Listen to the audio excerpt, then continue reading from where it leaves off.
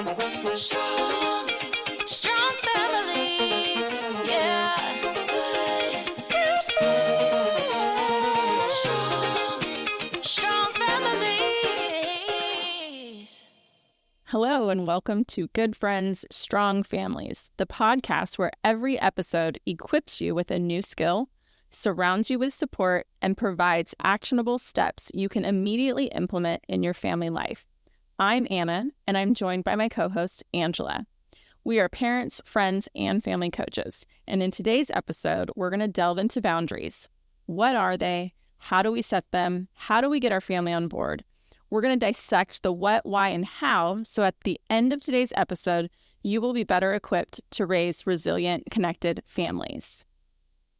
So, Angela, what are boundaries? Okay, so this is a tough one. We use this term all the time, boundaries. But really, when you think about boundaries, these are just what are the limits you've chosen as a family? What are the rules you've chosen? And it is important to choose them because if you don't have any rules or any boundaries or they're unclear, then our kids are a little frazzled. They're not really sure what to expect. But you want to think of those boundaries in terms of how do we create and maintain safety. So, yeah, I think the word that I always helps me click, is this a good boundary or whatever, is do my kids know what is expected? Oh, I like that. Do they know what's expected of them in this situation? That's a good in our way to think home, about it. Outside of the home. Well, it's funny you say that because I'm thinking about boundaries. You know, we talk about safety in terms of physical safety, but also emotional safety, right? Social safety. So if you have good boundaries around making friends and how you act with other people, that can create social safety. But I always go back to this idea of parents are our kids' first teachers. Yeah. We have to teach these things. And some of it is caught, they see how we act and so they act that way. But some of it is explicitly taught. Yes. And this is one of those situations where boundaries have to be expressed verbally. Sometimes you write them out. Sometimes you role play, but you have to start talking about expectations and boundaries. Yeah, just because they say actions speak louder than words doesn't mean words are not necessary. Yeah, that's and good. I think this is a great thing if you have not done this, no matter how old your kids are. It's a great thing to discuss at family meetings, and it's important to include your kids, especially if you're getting started when they're a little bit older, and maybe they're wait, why do I all of a sudden have rules? And I think it would be important to say well, we've really always had rules. Yeah, we've always had expectations, but we just want we want to be more clear about them because I think it'll really help your kids. I was just thinking when I'm in an unknown situation and I don't know what's expected of me, there's an uneasiness in that. Yeah. And you don't really feel safe. If you know what is expected of you and you know what the consequences are when you don't, hold up your end of the bargain, so to speak, there is a little bit of safety and a sense of maybe mastery. I know. Yeah. That's really absolutely good. I was also thinking about, you and I talk about this being the Goldilocks way of thinking about it. You don't want too many, you don't want too few, you want what's just right, and you want that for your family. Yeah, and you may need a pre-family meeting with your partner if you are co-parenting, because odds are you did not grow up with the exact same upbringing. I think even if you grew up with similar values or whatever, that looks different in different families. Yes, exactly. And so, we have that's something that you kind of want to be on the same page and then go as a united front with your children. Well, we can talk about this. We don't have enough time today. We'll talk about what to do if you're not on the same page with your partner, because that's actually a big deal. Yeah. That's a big deal. And also, I'll just a nod to our friends who are raising kids as a single parent. Yeah. Listen, you can also take a walk to the bedroom to talk to yourself. If you need to have a parent-to-parent conversation, get in that mirror and have that discussion because you want to do some pre-work before some of the challenges come up. Absolutely. Absolutely. I think that's the other thing is if you can establish the expectations, the rules, the limits, and then also have pre-established consequences. That's good. Oh my gosh, that was something that we really struggled with when our kids were little, because if you don't know what you're going to do, it's much easier to kind of get in that emotional response. You're grounded for the rest of your life. Yes. The parent going off to work is like, well, that's it. You've lost, your privileges for a week, and then the parent at home is going, what? Thanks. I'm being punished. What am I supposed to do? I mean, I don't have any real world experience with that at all. Lies. So yes, I think that really helped, knowing that, like, hey, we've discussed this before. You do know what is expected of you, and if you have violated that boundary, this is the consequence. And you just it's like. We had a really good friend, also a family coach, and she called it writing the ticket. And so you're non-emotional at that point, and you're just like, look, you broke the speed limit. Yes. You are getting a ticket. She's like, I'm not going to get emotional about it. I'm not going to get upset about it. I'm just going to write you the ticket. You know what the boundary is. You broke the limit. You knew what the consequence was. And so that also really helped. I really like that. I know we're going to get into this a little bit more deeply, but I do want to say, and this is actually going to be an entirely different conversation on another podcast, but there are times that as a parent or as a parenting adult, you maybe go over the line in terms of your consequence. So you give them a consequence and it really is something outlandish. Something like, I'm never going to be able to do this anyway. And so I would just say, my husband has done this. This is something I learned from him. Thank God for that, man. But if I went a little bit too far in terms of like what I would tell them their consequences, he would just like stand next to me, smile a big smile, and then quietly, privately in the bedroom later, he would say, to me, that was a little bit much. This is why. And then he would give me the opportunity to go back and make that right. And it is okay to go back and make it right. Yeah, I think oh my gosh, it's not okay. It is like a skill that our kids need. Yes. They need to know that, like, we are human. We make mistakes. Yes. We may get emotional. We may whatever. And we need to correct that, and showing kids how to correct. Listen, I got to tell you this funny story. So years ago, our youngest was, I'm guessing he was probably like 4 or 5. I don't know if I've told you the story, but we were in a Toys R Us and we were in line, and I was buying them this Spider-Man. Remember Black Spider-Man came out? He wanted to be Black Spider-Man for Halloween, and I was so excited. He probably not even maybe 4. Anyway, so we're standing in line, and I said, he kept touching all the things in line, which of course he did. He was 4. Right. But I jumped the gun, and I had said, don't touch them. And then he touched them again. I said, if you touch them again, I'm not going to buy this Spider-Man costume. Oh, God. It was such a mistake. 8 kids, not one kid has ever thrown themselves on the floor. This kid threw himself on the floor of the Toys R Us. So obviously I can't buy the costume. Right. He pitched a fit, straightened his little body. I couldn't even get him into the car seat. I had to call home. He screamed all the way home. I had to call home and tell my husband, we're coming in hot. This one's for you. It was horrible. Anyway, we had to like literally devise a plan where he would like have to earn it. But I did say in that process, I understand that it is difficult when you're 4 years old not to touch everything. And I shouldn't have made the consequence so hard. However, you have to learn when mom says not to do something. So what we're going to have you do is earn it. And I had that little 4-year-old, so cute, standing on his little chair, washing little dishes. And he did. He like earned the thing back. But I could have avoided that by giving a good consequence. Right. So let's talk about what those are. Okay. So first of all, I just want to give a couple of examples. Thinking about what the consequences are, you want to think in terms of things like bedtime and homework time, how we treat one another. But again, not too many, not too few. Right. Yeah. And you can use, like, those all examples. You may have limits on how much screen time we have.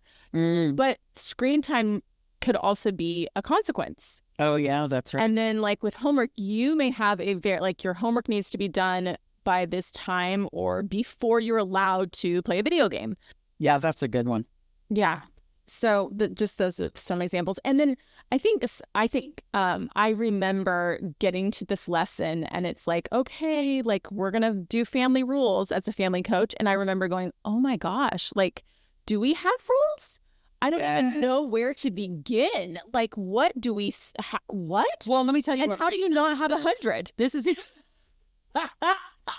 because you can't write that one. Because you can't think of all the scenarios. Do you know research says that most kids cannot say what the family rules are? Right. But parents believe that they've been explicit in saying what the rules are. Right. And I think, and so this really helped me because I think if you, as parents, this is why I think maybe a little pre-meeting can be very helpful. If you as parents can make sure you're on the same page as far as like some core values. Yeah, that's good. You can even start the conversation with your kids like, hey, what do you think is important to mom and dad about your behavior or about how we treat each other? But I think what really helped me is when I kind of had a starting point. And we had Dr. Amen, if you're not familiar with him, he's all over social media. We love him. Amen Clinics. We love him. And so he kind of gave an example of 8 family rules. And I think that they're really helpful. And we're not saying these have to be your exact rules, but I think it can really help you identify what values you have and how you can use them as a rule. Yeah, jumping. And they're very simple.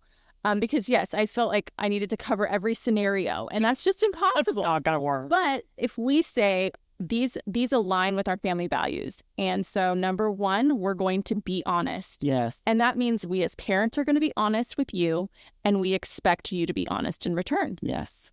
Number 2, we treat each other with respect.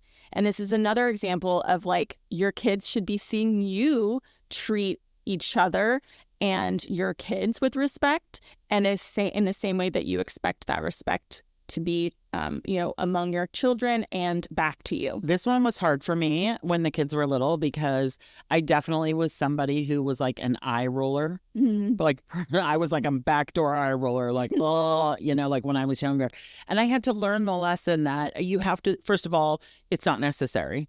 That's just not necessary. And it really says more about me than it does about the other person. But the other thing is, no matter how hard I try, my kids see that.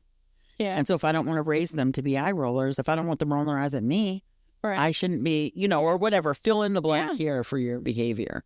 Yeah, definitely. We also respect each other's property. This one definitely was huge for us with 3 girls. And twins. Yes. I bet that made So yeah, that was definitely one that we had to really dig in and establish consequences with. Number 4, I love this one. It's so simple, but like if everybody just followed this rule, our homes would be... I can only do the rule. Okay, go ahead.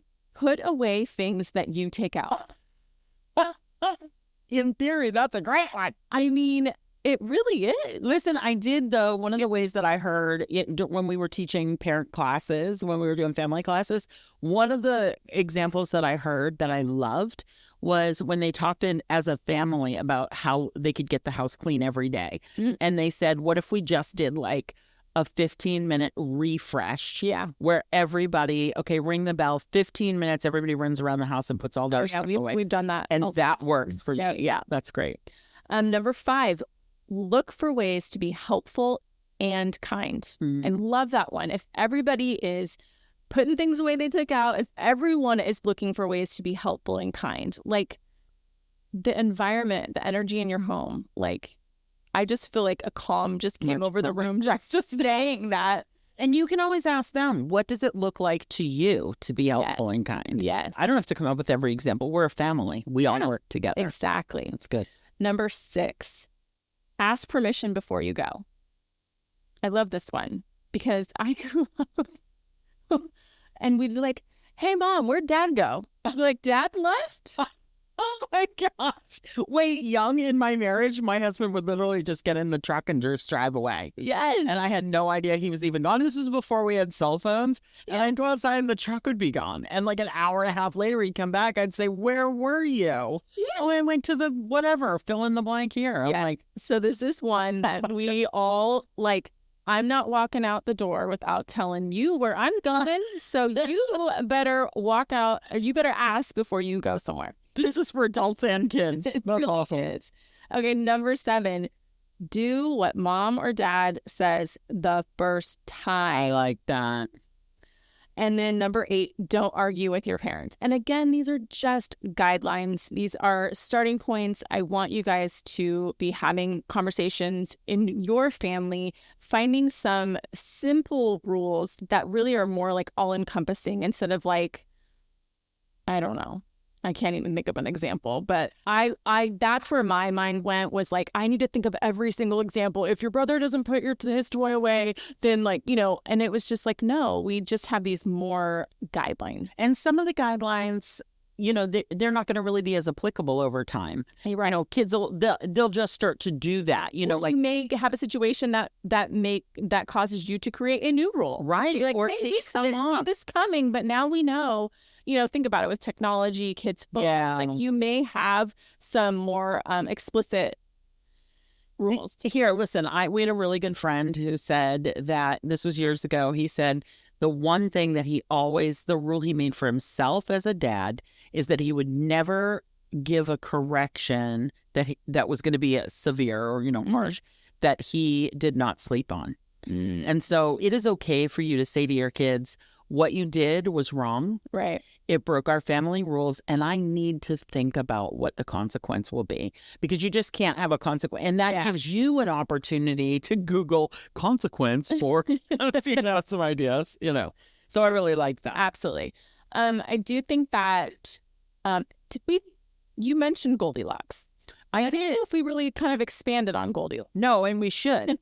So, you can absolutely have boundaries that are too rigid. What would that look like? Oh my gosh. Okay, so if I'm thinking about, well, first of all, let me just say, I don't want to give specifics in terms of like what is too rigid, right?